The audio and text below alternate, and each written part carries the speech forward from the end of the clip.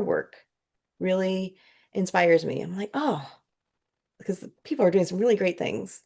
What's the most memorable, spontaneous moment of creativity, and why is it so memorable? Oh, Joshua. Oh, gosh. You've been Inspired. watching. Oh, So, okay, I wasn't going to tell a story, but I am now. Now that my friend Joshua here has asked this question. So I talk about building a practice so then you can do the thing when you need to. Um, And in the most somber ways, it's been because I kept up writing, because I kept up observation, because I kept up being in practice.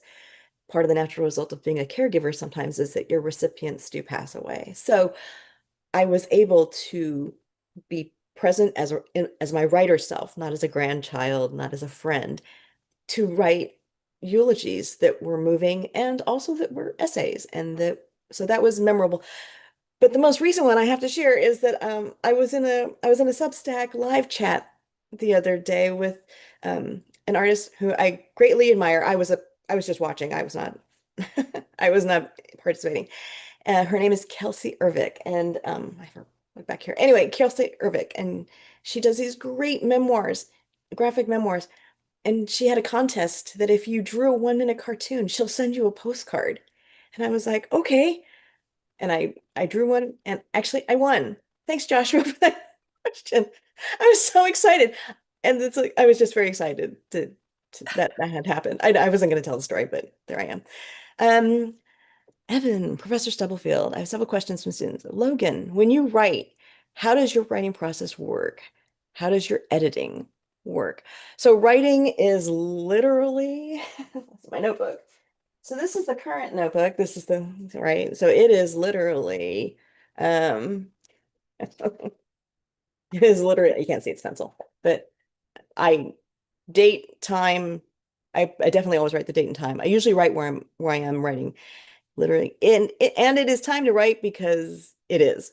Today was a productive day, lots of postcards addressed, lots of Burning Man stuff sorted. So I literally clear my throat and just start writing. My editing process. So editing for me is let's here, let's see my page for you for that. Is messy, right? Simple editing is just copying it out and writing a line through it and saying, "Oh, I've I've typed it out." So editing is to me my leap is once I take it out of my notebook and start um, typing it into Word and it becomes something. Um, and I read it aloud. I look for parts where in the language can I create the feeling that I'm having that I want someone to have about this piece when they read it. I love this. There's so many good questions. So that's a really big part of my editing.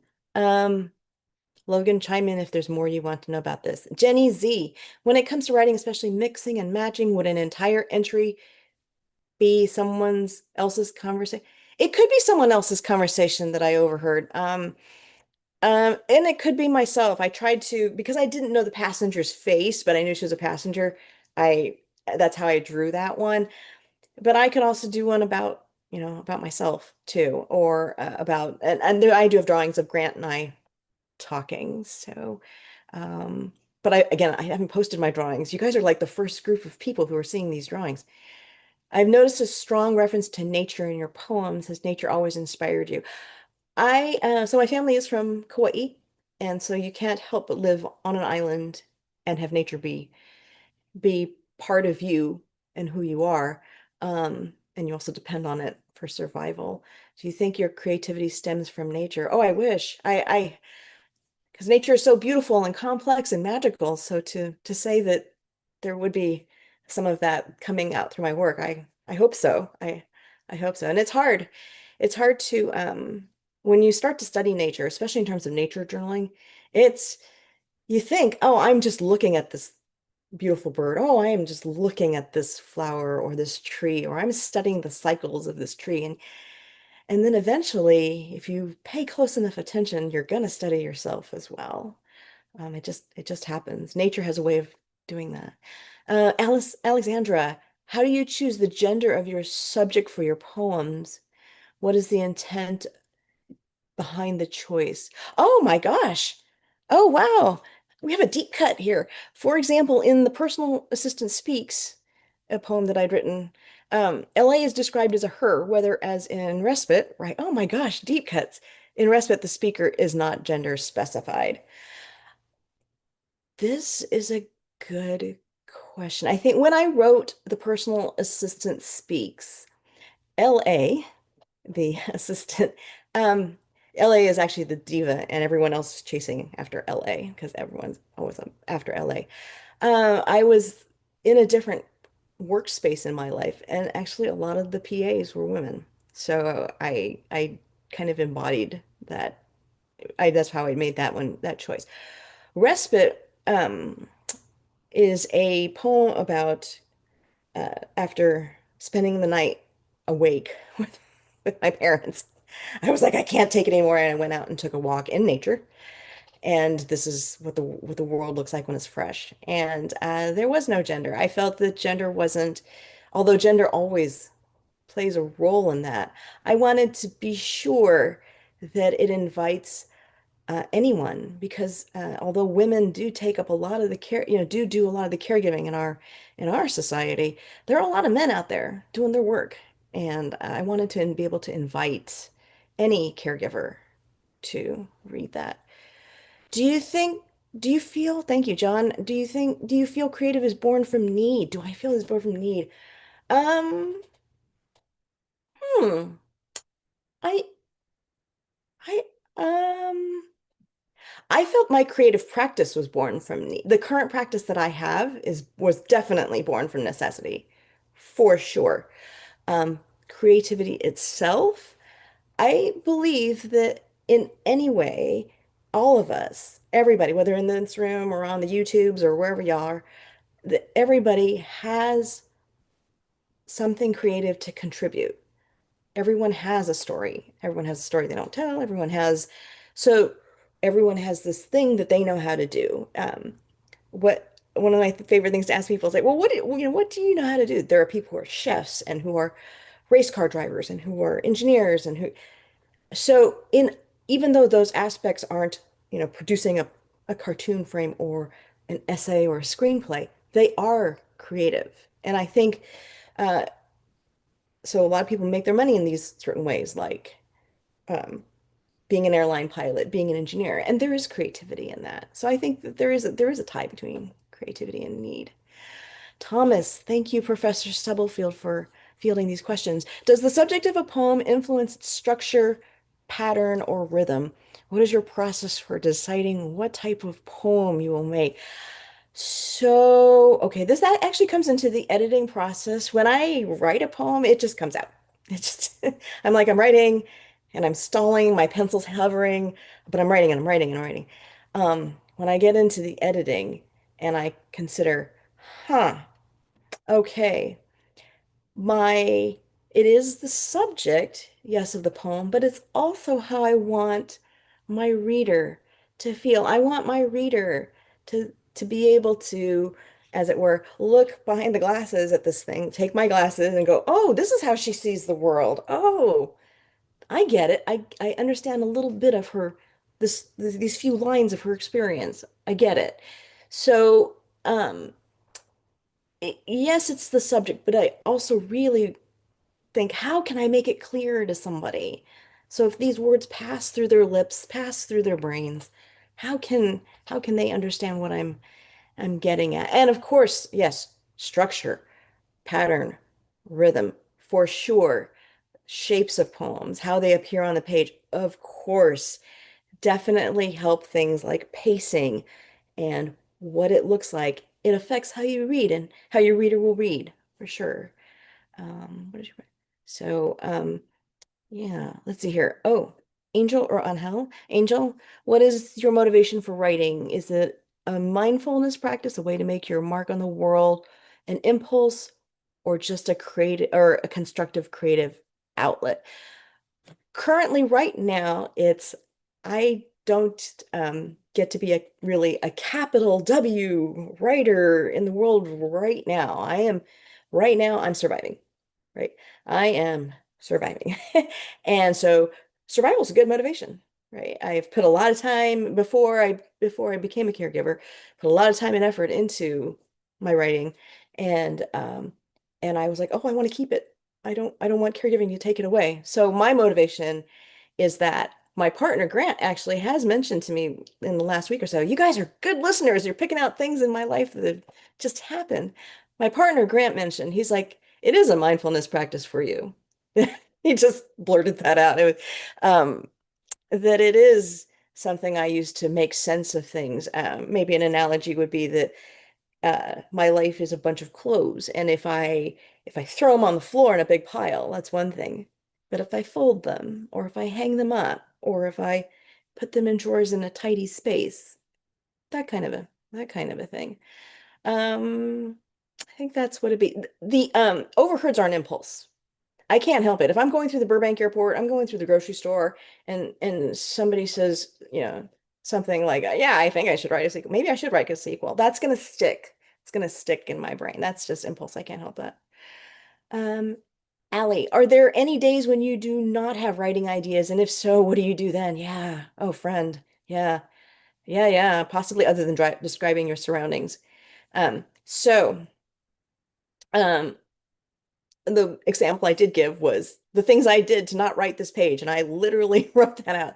I am here because I have to be, because I have homework, or what, in your case, it'd be homework. But I was like, I'm doing this live thing on Instagram where I'm publishing a page every day, and I got nothing to say. So, fine. Go ahead and do the things you would to avoid them. Do the things that other writing ideas. I like the acrostic because the acrostic makes you start and it makes you finish. And maybe that's a journal entry possibility for you, not just a poetic form. Give yourself when you're in that mode, give yourself constraints. Give yourself, I'm only going to write for this amount of time, or only going to write for this page, or I'm going to make it crisp. Because the more you go, oh, it's a blank canvas and we're just gonna just like hang out and stuff. For me, my brain just goes, oh, well, make it nice and crisp, uh, make it defined so that you're more willing to go along and expend what little you have of your energy. Um, Look at the details if you want to. Look at small details. And I know you're saying other than things that are in your surroundings. Um, hmm. Also, there's that old prompt. Pick a book off the shelf, open it to a page, and respond to it. Respond to that sentence, respond to that line. Um, Also, there's a lot on Substack. Again, I've mentioned my friend Darian on Writer-ish. She has currently a 21-day for free writing challenge every day. And her thing is write for 10 minutes and get out and get it done. There's a lot of folks like Darian on Substack who offer lots of really great prompts and poems if that inspires you. I love everyone's questions. Yes, everyone's got so many great questions. Jay, in writing, why do most poets and writers pull from personal experiences in their narratives to convey a message? Okay, so this is the angels on a head of a pin question because um, in the literary argument, the capital literary, capital writing argument, people are like, oh, well, nonfiction. Well, is that really true? But then the nonfiction folks are like, fiction, it's all made up. But then fiction says, well, that's where the truth is. So there's a lot of this, what is this and why is this? And a lot of debating going on. You're picking a graduate level question, Jay, to talk about. Um, I pull from my personal experience because the world as it is amazing, and amazing in beauty, amazing in atrocity, amazing, just amazing. And there are a lot of things that go on in the world that I couldn't make up. I just simply can't. And so again, lazy, I know you're like, but Sherilyn, lazy brain. And I'm like, yeah, but look what's going on around here. So I think for me, I can't really talk about why other people do it, but for me, It's because it's already so rich. Sierra, do you feel more creative when you're busy with a lot going on or during a moment of rest? The answer to all important questions in life is it depends, and this depends on if I've had a really hard day, and I will feel it in me that I need to capital W write about it. I need to, whether it's an acrostic poem or whatever, it doesn't, it's even beyond my mandatory writing that I do. I will feel that sometimes it's really hard. Although I am not ever going to shame moments of rest and good night's sleep. I do get a lot done uh, when I have a moment of rest. It just depends where the pull is at the moment for me. So I don't think there's more.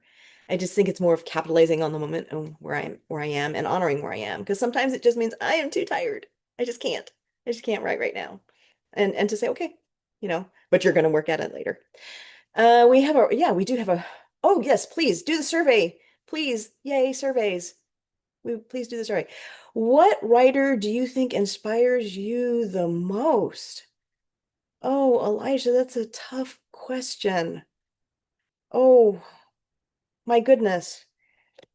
Hmm. Hmm. Because I have so many. How about Sherilyn? Who are you reading right now? Who am I reading right now? Thank you for asking.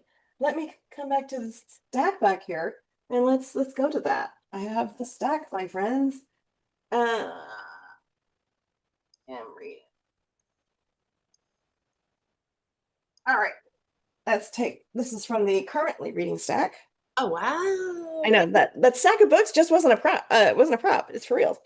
I am currently reading the Sketchnote Handbook by Mike Rohde, and he does for a living goes to places. People pay him to write notes, to write notes, which I used to do. I used to be a professional note taker as well.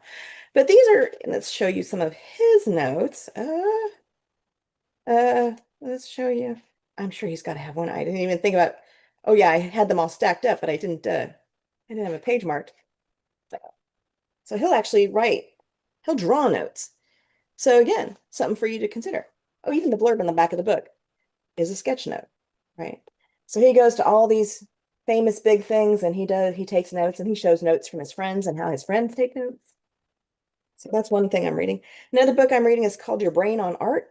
This was a bestseller recently. Um, it only takes 20 minutes. Apparently, to their neurological studies, it takes 20 minutes of interaction with art to have some mental health benefit. I'm also reading, we were talking about Kelsey Ervick earlier in the that I'd won her postcard. She has a beautiful book that I'm reading right now called Graphic Literature. It comes from our friends at Rose Metal Press. And she talks about the process of creating wonderful, beautiful, and her friends do as well, graphic literature. That cartoons are evolving and I'm interested in that. And finally, because we don't just read one thing at a time, because depending on where we are and how heavy the book is and which house I'm at, and the other book I'm reading is Rick Rubin's um the Creative Act by Rick Rubin. So the record producer, um, they don't make records anymore, but you know what I mean, the music producer and his creative thing. So that's what I'm Wonderful. reading. Next. Oh gosh. I'm going to pause you there because there are so many really great questions, but I want to pause you to get back to the writing exercise that you were going to explain to us. So I'll share that with everybody. And we just have if we have time, we'll get back to some of these brilliant Is there questions. any way you can save these questions so at least I can write a written response and then and after if we run out of time, Yeah. Oh, that's so kind. For sure. We'll do that. Yeah. please. Yeah. Okay. Thank you for these questions. Okay. Oh, reading. Oh, yeah, right. So back to the slide. Oh, yeah. So you had a little write Good. Thank which you. Our maybe turn. Yeah. hey for people, and then they could do it on their own time unless if we want to do some writing now, we have about 10 minutes. We could do that if you want. Or you can do it on your own if you want. I don't whatever works for y'all. I mean, I can just kind of walk through this and actually finish. There's only like one more slide after this and then my presentation's done and then I can answer some of these questions. Will that work or Yeah, that sounds great. okay. I had no idea that you guys are. I was like, wow, you guys had some really great questions. Okay, so for this one, this particular slide, what I was going to do was invite you to think about, what's unique today. Pick one of these things. I've talked about all the different elements that I've used to help move my notebook along. And so to invite you as a writing exercise to think maybe writing a haiku, writing the list, free writing by hand, all these things. Oh, consider, I didn't explain this. INWIR.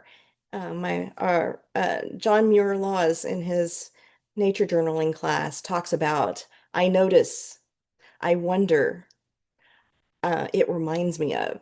So as you look at, and then he combines things with words, pictures, and numbers. So as you look at something, if you're watching people in the airport, you may think, I notice, I wonder, it reminds me of.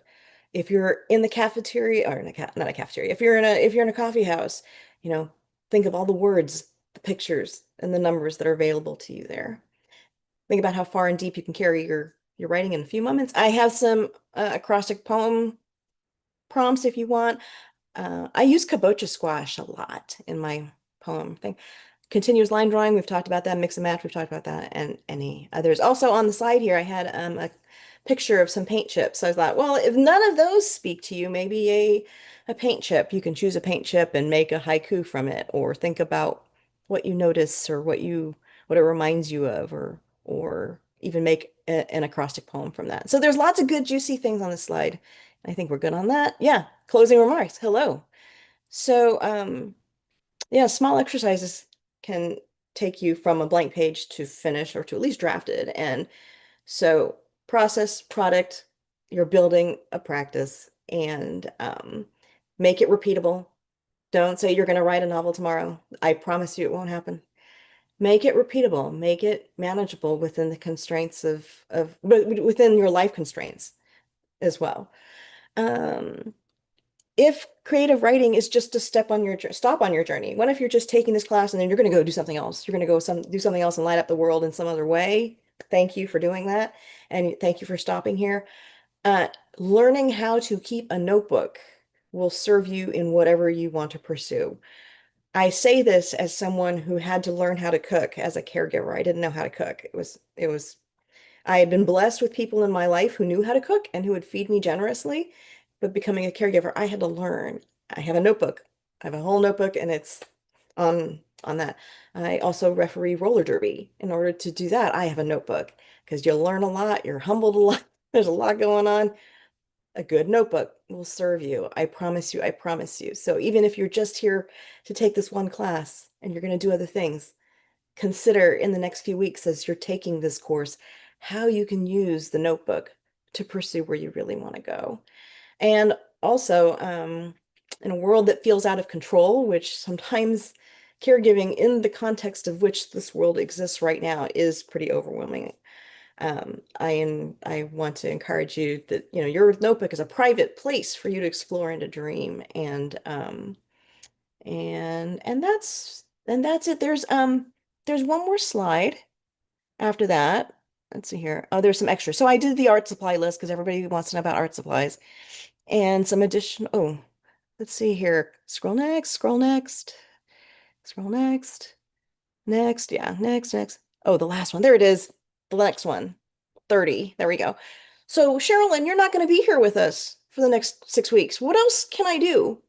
Here are some links and here are some opportunities for you. And I tuck that in there and I invite you because they're free and they're fun and they're short. And maybe that'll help. And that was it. That was my slides. So we are with John. We only have like a few minutes left. Kirsten, what do you want to do now? First of all, that was amazing. Thank you. Oh, Oh my gosh. thank you. That Thank was you for being here. Thank you for fabulous having me. and Thank you for having me. wonderful. I'm sure everybody's like, I can't wait to get my hands on this PowerPoint because Yes. so many great stuff for us to return to. So thank you so much, Sherilyn, for all of that. I, for one, peel behind the curtain. Sherilyn and I have been friends for, what do you think, 20 something years? 20 something years. It's a long time. met we met in LA in a writing workshop taught by Jack Grapes, the great Jack Grapes, many years ago.